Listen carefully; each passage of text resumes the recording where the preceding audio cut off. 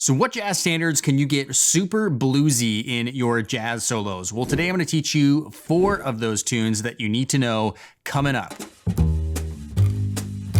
What's up, Brent here from Learn Jazz Standards. Real musicians just like you learn how to play jazz, all while shortening the learning curve no matter what instrument you play. On this channel, we do a lot of jazz theory, jazz improv tutorials, as well as jazz standard deep dives like in today's video. So make sure you subscribe and hit that bell notification button to never miss out on anything going on here. Everybody loves to play some jazz blues. And of course, outside of just playing jazz blueses themselves, there are certain jazz standards that I find tend to lend themselves more to bluesy playing than others. So I'm going to show you a few jazz standards that I think really lend themselves to the blues. And do stick around to the very end of the video because I'm going to be giving away something free that will really help you learn these jazz standards super effectively. The first jazz standard is Doxy by Sonny Rollins.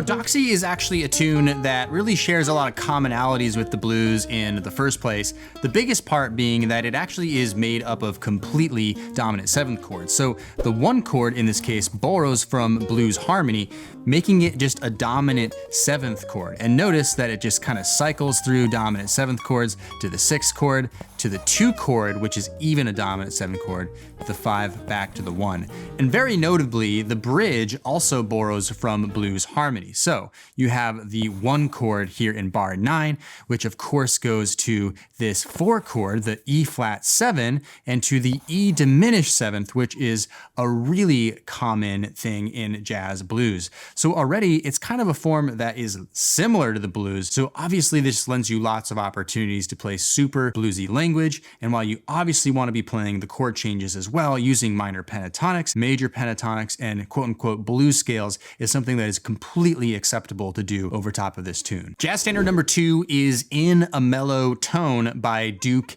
Ellington.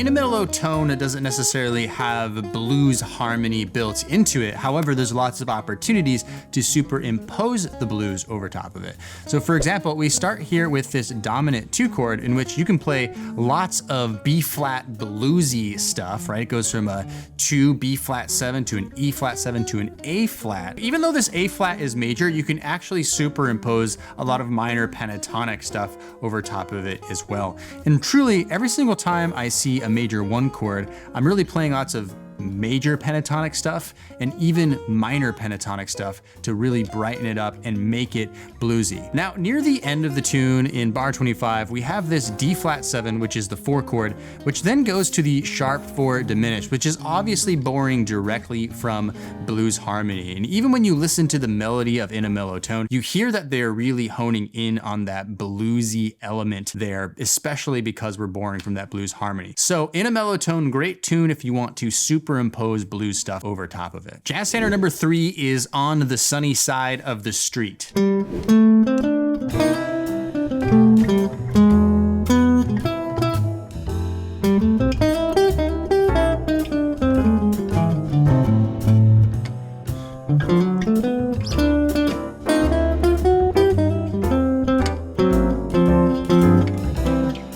On the Sunny Side of the Street is one of those tunes that is just super swinging and infectiously happy. It's at a good medium slow tempo, and so it's just one of those tunes that we can easily apply blues harmony and blues language over top of. So for example, in bar 5, I really love superimposing minor pentatonic stuff over top of the 6th chord and really using that as an opportunity to play something bluesy. But you can also play lots of major pentatonic kinds of things on top of the major 1 chord, as that's also another good opportunity to outline some of that stuff. Keep in mind, of course, that the major pentatonic, C major pentatonic, and A minor pentatonic are essentially the same scale because they're coming out of relative keys. So you can know that that is actually a tonal center and a choice of notes that you can really capitalize on throughout this entire tune. Now, before I go over the last one, let me know in the show notes or in the comments down below, which jazz standards do you think lend themselves themselves really nicely to the blues and playing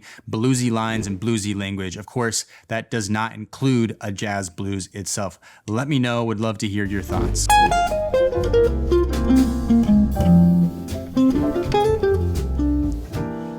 Now, Georgia on My Mind is one of those ballads that just has that natural instinct to play bluesy stuff. And in fact, you can play very simple lines over top of this tune and it will sound really good. And in some cases, it's even better to play simple bluesy lines over top of it. Now, the opportunities that I look to play blues is when we get to this 6th chord, the D minor 7th chord. This tune is in F major. This is a really great opportunity to play lots of D minor bluesy stuff. And of course, as always, over top of any of the major 1 chords, you can play major pentatonic things, but I even like to sometimes in the resolutions play the minor pentatonic over the F major 7 because it just superimposes that blues harmony over top of it. So this is another great jazz standard where looking for those opportunities to play blues will just add so much soul, especially if you combine it with playing the chord changes and even bebop lines as well. Now, if you need any help learning these tunes that I've gone over in this video today, it can be really helpful to have a step-by-step process for learning them by ear without sheet music. So do make sure you get my free guide called Learn Jazz Standards the Smart Way. You can get that at learnjazzstandardsthesmartway.com, but I'll also go ahead and leave that on the screen as well so that you can download that right away there. I also have linked up on the screen a great video that goes over an additional 10 jazz standards that I think are really good ones that are often called on jam sessions. So if you like to check out that list, do check that out on the video on the screen right now. All right, that's all for today's video. Make sure you like this video if you found it valuable. Make sure you subscribe, hit that bell notification button, and we'll look forward to seeing you in the next one. Cheers.